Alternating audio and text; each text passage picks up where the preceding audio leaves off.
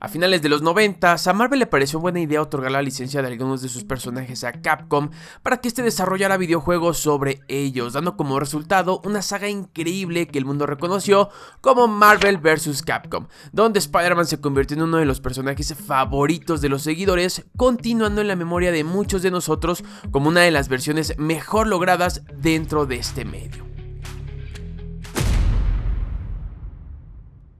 Después de triunfar con títulos como X-Men vs Street Fighter a mediados de la década de los 90s, Marvel, quien atravesaba por grandes problemas financieros que hemos repasado en otros videos, pensó que sería una gran idea ceder la licencia de sus personajes más icónicos a Capcom, para que este desarrollara y replicara el éxito del título de los mutantes y de alguna manera seguir con el prometedor negocio de los videojuegos que por aquellos años ya comenzaba a ser visto como un mercado potencial. Así, para 1997 aparecería en el mercado Marvel Super Heroes vs Street Fighter, un juego de peleas que hacía chocar a los héroes de la Casa de las Ideas con los personajes de la franquicia de Street Fighter, siendo elogiado por el público y dando inicio a la historia de Spider-Man en esta saga. Por aquellos años, el Trepamuros contaba con una extrema popularidad debido a su serie de televisión, misma que sirvió como inspiración para crear el título del año 2000. Sin embargo, la versión y diseño vista en este juego rescataba completamente la esencia del personaje en los cómics,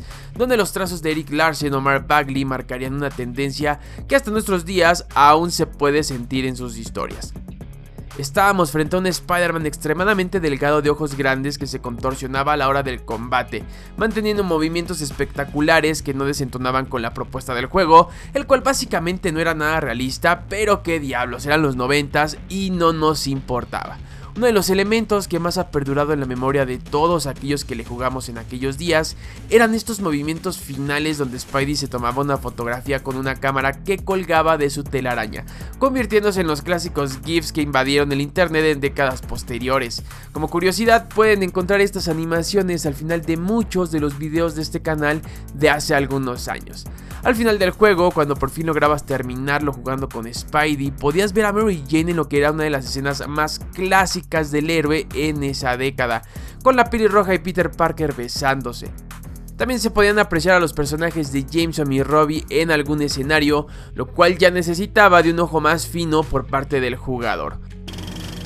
Un año más tarde de la llegada de esta belleza, llegó Marvel vs. Capcom Clash of Super Heroes, que sería una propuesta aún mayor por parte del estudio, agregando nuevos héroes de Marvel y agregando a más de sus personajes. Lo más increíble para los fanáticos del Trepamuros es que ahora se incluía a Venom y su versión oculta que le presentaba en color rojo, siendo conocida por los fanáticos como el Red Venom, que continuamente era confundido con Carnage, lo cual bueno no era extraño tomando en cuenta el color y la popularidad de ambos villanos.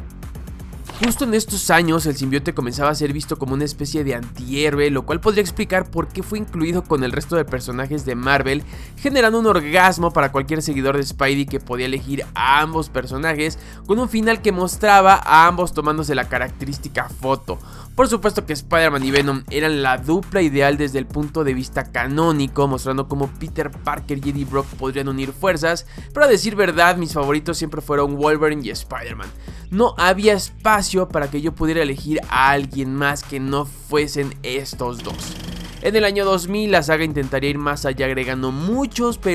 más personajes en lo que sería Marvel vs. Capcom 2, título que llegaría a consolas de nueva generación con mejoras en los gráficos y un combate de 3 personajes que a título personal me daba la oportunidad de elegir a Garritas, a Venom y a Spidey, pero que honestamente a mí me decepcionó a un nivel de nulas mejoras. A estas alturas, como aficionado del personaje, no encontrabas gran cosa en comparación a títulos pasados, y para ese año el juego en solitario de Spider-Man ya era la mejor opción para jugar, además de que el final resultaba por completo insatisfactorio al no tener ninguna secuencia como en el pasado.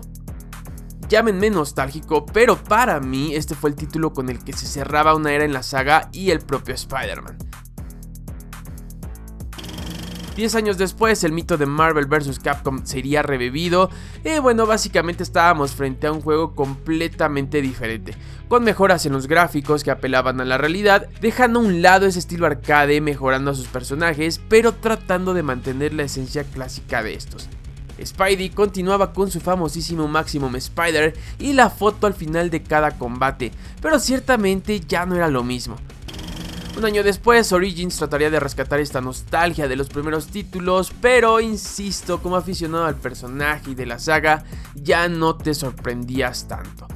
Y es que cuando llegaron los primeros títulos de Marvel vs. Capcom, los juegos de Spider-Man no eran tan constantes y divertidos como lo fueron años después, siendo Marvel vs. Capcom una de las mejores opciones como aficionado al personaje para poder jugar con él. Avanzando hacia la década de los 2000 hubo un montón de buenos juegos de Spider-Man que llevaron al trepamuros a otro nivel, uno donde pocas veces se te antojaba regresar a estos juegos de peleas que se volvieron repetitivos, tanto que para 2017 con la versión de Infinite absolutamente nadie se emocionó. Para 2018, Sony y PlayStation se harían con la exclusividad del personaje, regalándonos piezas maravillosas que solo nos exaltaron al grado de considerar a cualquier versión ajena a esta en el mundo de los videojuegos como poca cosa.